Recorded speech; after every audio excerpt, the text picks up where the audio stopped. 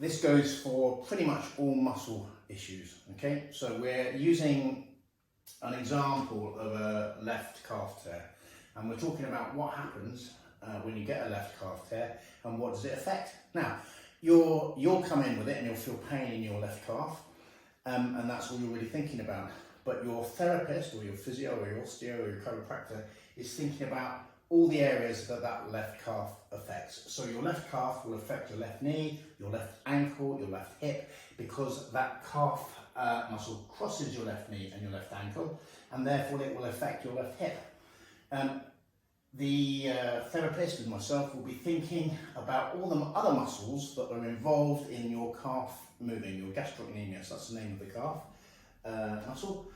So it's involved in all of these other muscles here, so your left soleus, your plantaris, your perineal group on the outside of your lower leg here, the tibialis anterior on the front, the flexors of your toes, so it affects your foot if you damage your calf, and the extensors of your toes, your plantar fasciitis, or your plantar fascia, shall I say.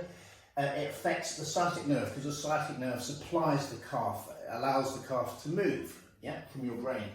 And it affects your hamstring groups and your quadriceps. Okay, so all of those muscles are affected on the left-hand side of your body if you damage your calf. And then, therefore, if they're all affected on the left-hand side, then your right-hand side is affected because it compensates for all of those things going on the left. All right? And then further up the chain, your lower back is affected. So really, if you get a calf tear, your therapist is thinking about your whole body when he's asking you or she's asking you questions about it.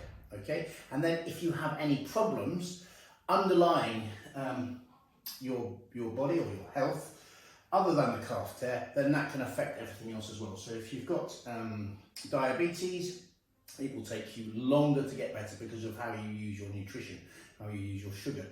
If you're asthmatic, it will take you longer to get better.